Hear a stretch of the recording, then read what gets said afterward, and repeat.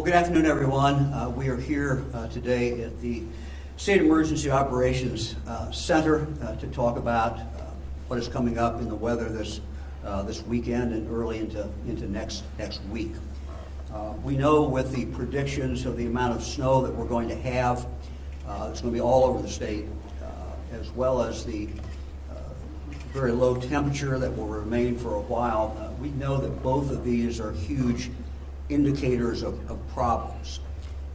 We know when we have this much snow, we have more accidents on the road. Sometimes these are fatal accidents. We also know that with a temperature this low, it can be a very, very dangerous situation for anyone who is out very long. So the real message, and we're going to hear in a moment from some of the experts, and then you'll have the opportunity to ask them questions. But Ohio's been working, obviously, to prepare for this. But really, the most important thing is what all of our citizens, all of us, do. And this is a weekend to stay home. This is the weekend to enjoy your home. Most people have got a lot of money invested in their house.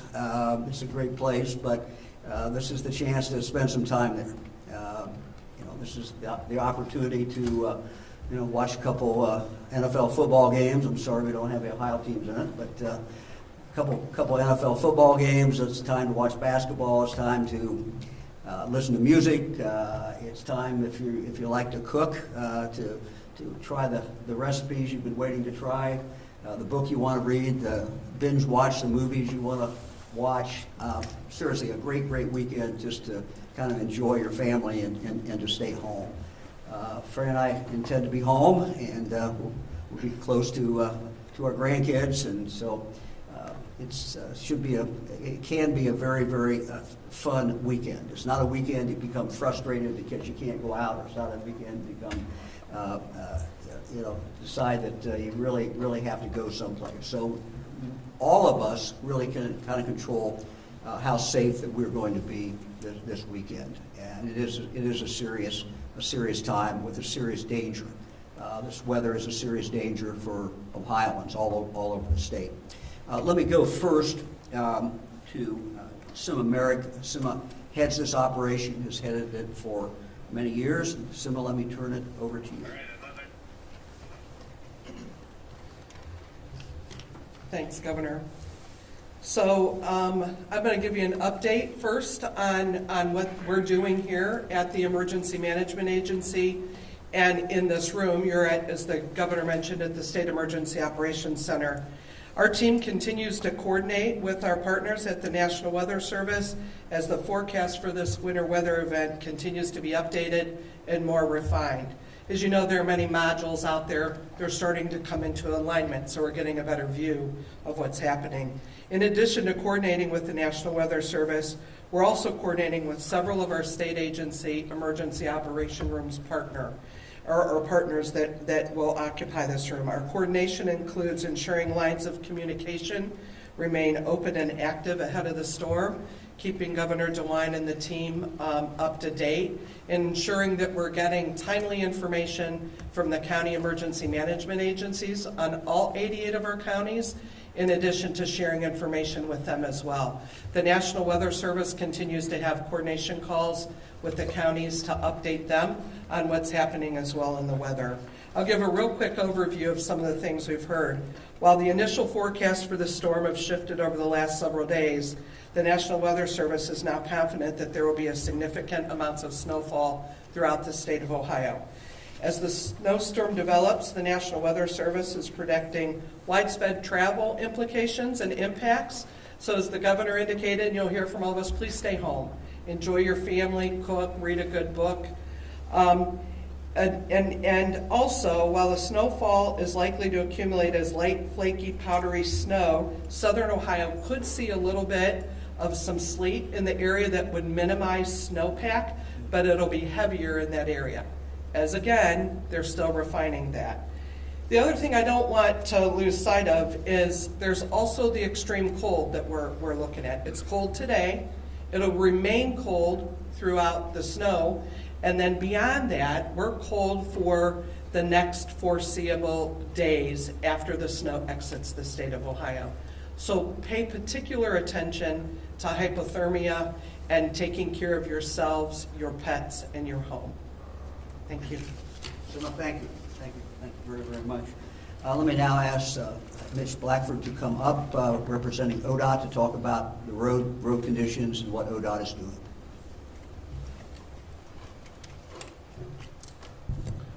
Good afternoon, everyone. Thanks for attending. Thank you, Governor DeWine, and thank you, Director Merrick.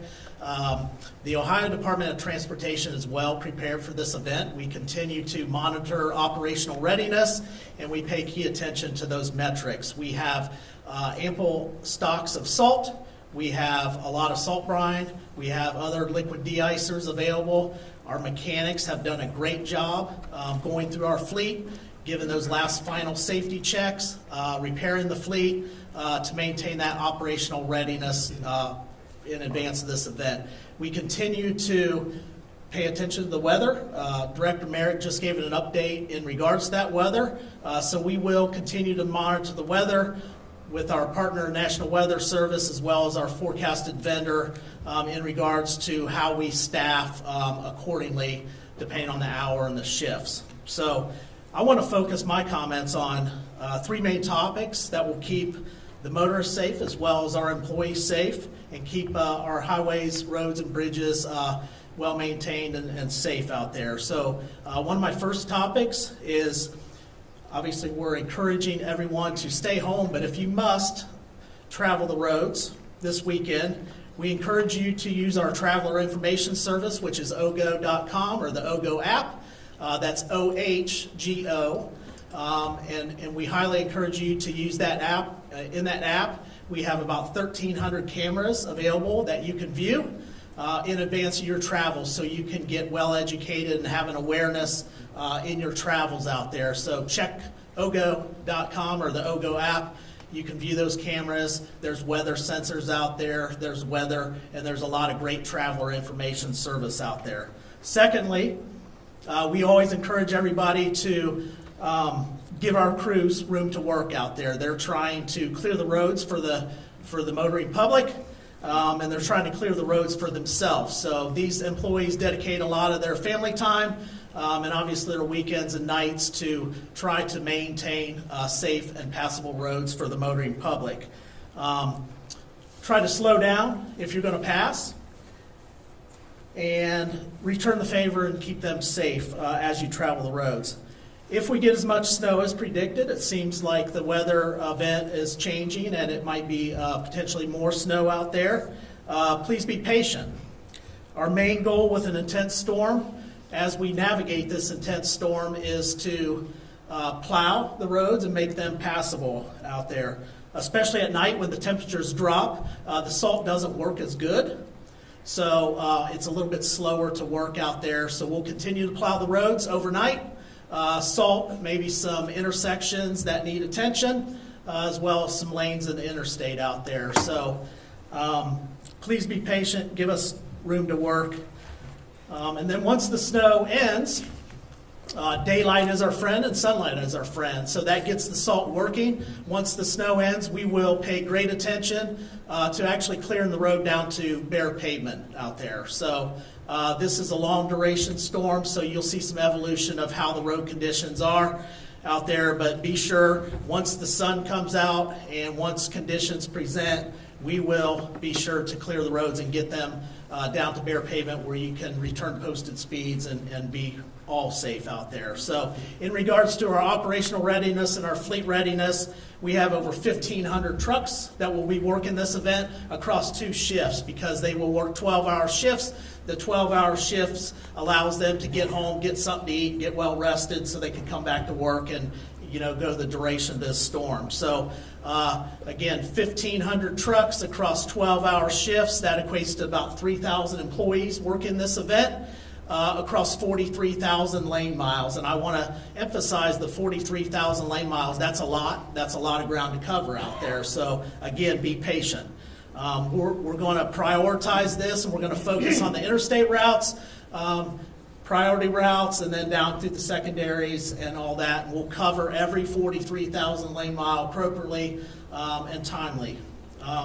The good thing about this storm is it's going to be a weekend event, so we won't have the AM and PM rush hour with people trying to get to work. We also won't have the schools in session and the school kids, so they'll be at home safe. So there's a lot of great things that are in everyone's favor out there. Again, we encourage you to stay home, and we'll do our job accordingly. Finally, one of the last talking points, as the governor mentioned, we encourage everybody to stay home. But if you must be on the roads, leave plenty of time to reach your destination safely. It's not worth the effort or putting time in other dangerous situations. So just leave yourself enough time to navigate the roads out there. An important safety tip for the motorists in regards to your vehicles: make sure your windshields are clear, your windshield wipers are working, the windshield wiper fluid is in the reservoir, and that way everybody can see you and you can see everybody else out there. So that's very important. Remember, our plows work at a much slower pace than the traffic out there, so keep that in mind so we don't have any rear end situations. And also remember, if you choose to pass, the road typically in front of you or in front of our plows is way worse than the road behind, because we're working to plow the road. So keep that in mind as you pass, because this year we have been struck 34 times already. So keep that in mind as you hit the road and work to get to your destination out there. So I want to thank the support of local law enforcement, the local agencies across Ohio, as well as the Ohioans in general. We all are in this together, and we'll all do a great job, and we'll get through this together, because it's just a short weekend, and Monday everything should be looking a lot better out there. Okay? Now I'm going to turn it back over to Governor DeWine. Yep. Mitch, thank you very much. I just reiterate the one thing Mitch said. ODOT workers are out there, and many times, unfortunately, in these storms, they get struck by a car or truck. So it's a dangerous situation for them. So please do everything you can to protect them. One of the things that happens during a storm such as this is each local sheriff makes a decision, and it's a continuing decision. It's kind of a rolling decision in regard to what the dangerous conditions are out there. And this has to do with whether you should go out on the road. 88 counties, 88 different areas. They know their counties. They are seeing this with the men and women who they have on the road, and so they know the conditions of the road, frankly, better than anybody does. So I just ask everyone to see this, every county labeled in your media market, your area, watch for your county, because that's a decision that your sheriff and the sheriff's deputies are making to give you the best information that they can. Let me ask Sheriff John Sweeney from Madison County to come up and just talk a little bit about how they do that. Sheriff? Thank you, Governor, and I'm jealous that desserts that Fran's probably going to make you that I'm not going to get. But the Governor is absolutely correct. As the storm develops and we start to see this kind of a snowfall inside, staying off the roadways and then is probably the best to be. But I want to touch a little bit on our snow levels. And just like the Governor said, there's 88 different counties, 88 different sheriffs. It has different municipalities and agencies taking the snow off the roadway. We have 3 levels of snow emergency that we make a determination. And, for mine might be a little bit different than others where we're rural. I have ODOT, my county engineer, and my municipality. So whenever we make a determination to go in there, I make sure that I consult with my engineer. I make sure I consult with the director of our ODOT within our county. As we start to see the roads become slippery and snow covered, we'll probably go up to a level 1. And, some may see the other county next to them go up to level 2.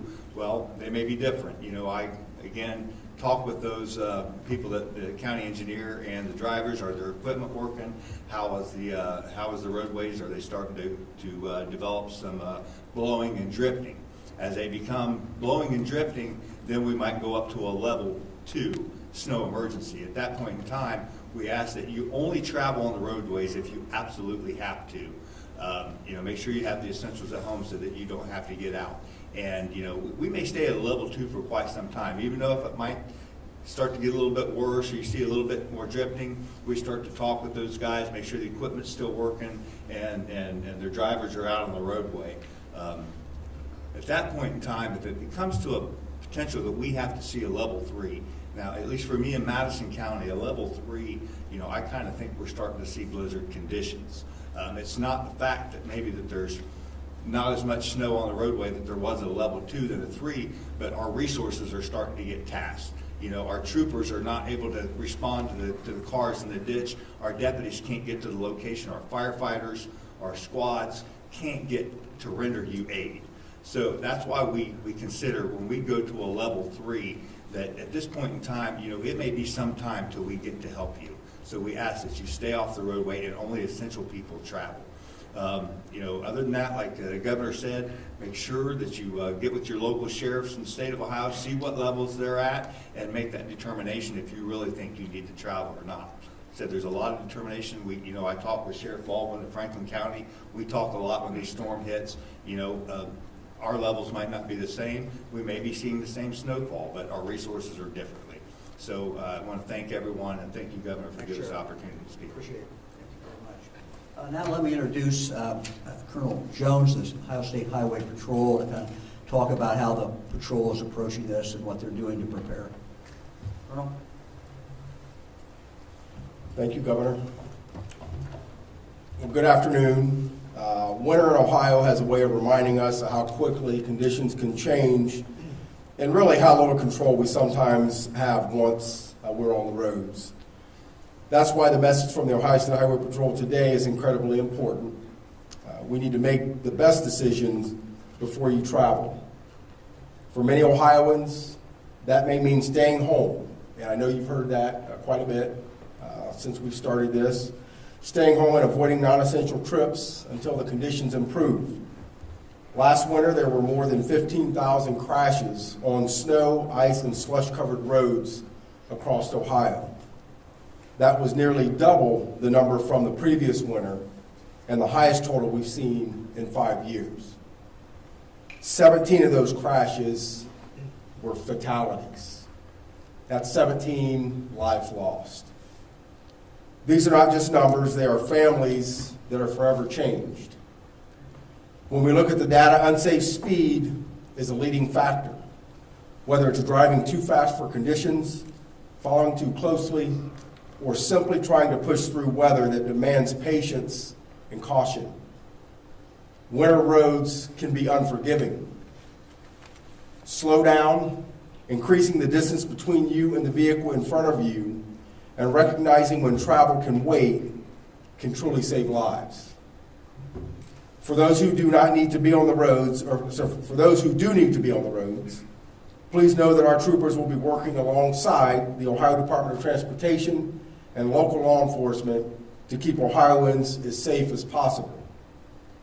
But no level of response can replace preparation. Before you leave home, take a moment to make sure your vehicle is ready for winter driving. Check your tires and your battery. Make sure your windshield washer fluid is full. Carry a winter emergency kit with the basics you may need if you're delayed or stranded. This preparation matters more than many people realize. If you do find yourself involved in a crash where your vehicle breaks down, turn on your hazard lights, move your vehicle as far off the roadway as possible, and remain inside and call pound 677 or 911 to get help. If your vehicle becomes stuck in the snow, clear the tailpipe to reduce the risk of carbon monoxide poisoning. These simple steps can protect you while help is on the way. And at the end of the day, our call to action is this. Please do not underestimate winter weather, and do not overestimate what your vehicle or you can handle. The safest decision is sometimes the hardest one, especially when we're busy or trying to get somewhere quickly. But no appointment, no errand or destination is worth putting your life or anyone else's life at risk. We want every Ohioan to arrive safely. That begins with careful driving and knowing when it's best to stay home. Please slow down, prepare and take care of one another on our roadways. Thank you. Governor? Appreciate it. Sima? Okay, so I'm going to round us out here on some preparedness activities and preparedness things that you can do first for personal safety and also for your home and safety at your home.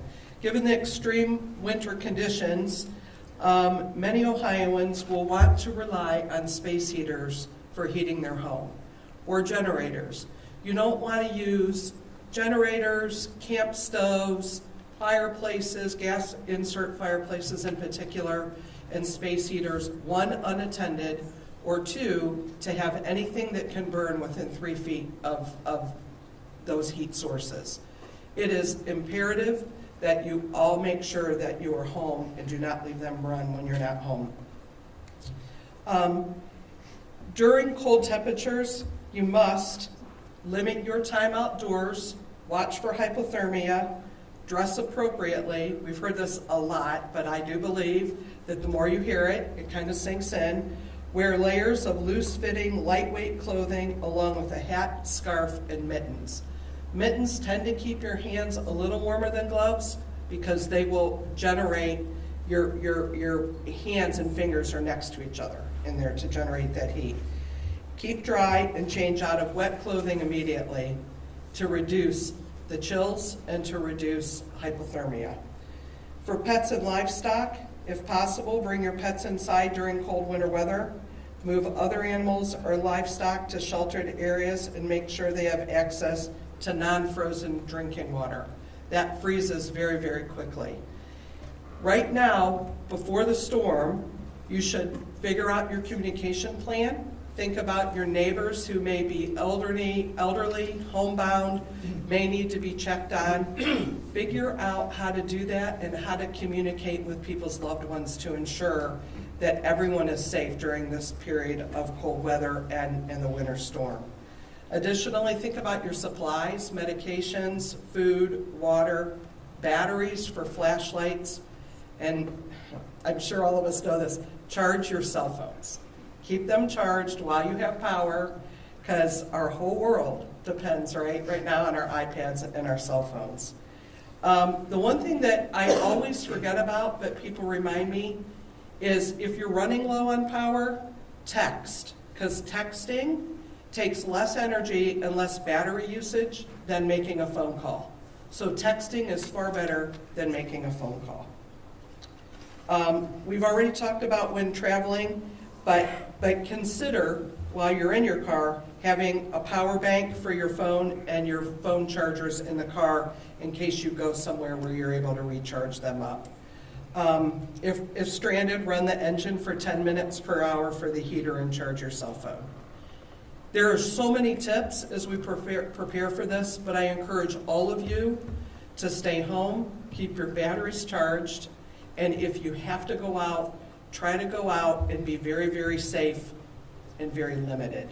For additional guidance on winter preparedness, please take time to visit ready.gov, and it's a great resource for tips and information.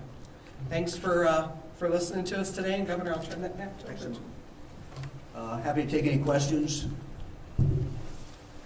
Governor, Ohio is not the only state that's going to be dealing with this winter storm. Other states in the South particularly are going to be dealing with ice. What resources from Ohio are going down to southern states to help out? And can you recall those resources if need be?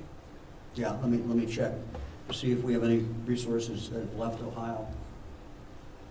Colonel, anything? Any communication? We don't have any requests at this time. No pending requests at this time. I mean, one of the things that certainly could happen. It looks like we may avoid a lot of the ice, and ice, as we know, is a real problem as far as lines coming down. There are other states that look like they're going to get hit with this ice. So this could be an evolving situation where we may be asked for help as we move forward. Anybody else? Governor, you just mentioned electricity. What are the companies ready for, situations that where the power lines will go down and inform people that, without electricity, it's hard to be informed of the situations? Yeah, I mean, the utilities companies we've been in contact with them. They are ready. And again, we hope we avoid the ice. That's what's the killer in taking the lines down. And so we hope we avoid that. We'll see if the projections are correct.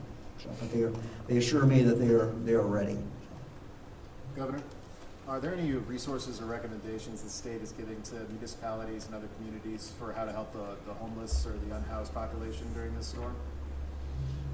Well, again, I mean, we're in touch with the local communities. This is handled generally, locally. But that, it certainly is always a concern when you have temperatures down as low as it is now, and it will remain, particularly in regard to our homeless. So, yeah. One of the things, we've been involved in doing, ODOT has been involved in basically loaning salt out. So, we've been, it's never distributed perfectly. So, we do have salt, and we have been sharing that. So. For a sheriff, just when it comes to a level 3 emergency, can you just emphasize to people to stay home? Just how important is it from a level 2 to a level 3 standpoint of much of a difference when it comes to travel? That's very important, and that's why you don't see a lot of level 3s, because like I said, at that point in time, you're putting yourself in danger. If you go out and get stuck, we probably can't get to you because, we're stuck ourselves, or we're using our resources to get us to get to you, and you never know, when we can come help you. What else? Can you take a non-emergency question? Sure. Okay.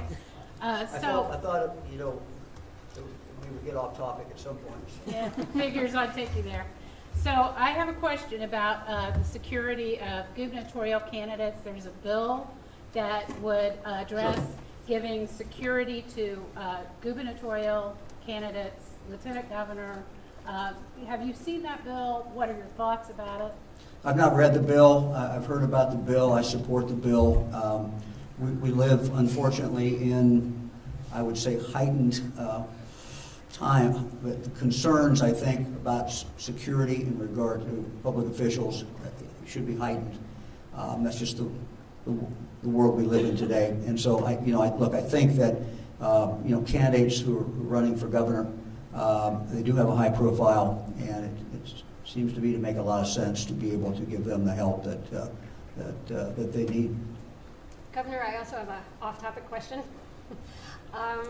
So about 4 months ago, the Supreme Court said that you guys owed a couple $100 million in nursing home payments. They haven't happened yet. Any sense of when? No, we're talking to members of the legislature. We'll be dealing with this. We'll follow the law. So. All right, just because the nursing homes are saying they're going to owe taxes on that money, and they actually don't have it yet to pay those taxes. Okay, we'll take that into consideration. Okay, thank you. Anybody else? So what is Fran fixing something special for this kind of weather? Is there something? I hope. I hope. What's the usual fix for bad weather? Well, I can only wish, and I haven't talked to Fran, so this is what Fran will do. But if we had chicken and noodles, that would be wonderful. If we had chicken and biscuits, that would be wonderful. Might even a pie would be great. Anyway, I can wish for a lot of things, but I will guarantee you we will eat well. So we'll be doing fine. Anybody else? If she has a snow recipe, will you share it with us? Yeah, maybe she could. I'll ask her to put one up online. How's that? I'd appreciate that too. Have to see if she can do that. That'll be good. So yeah, look, there's a lot of great things you can do at home, and having a weekend where you've got an excuse that you don't really have to go somewhere because you're not supposed to go somewhere, and it's not safe to go somewhere is not all bad.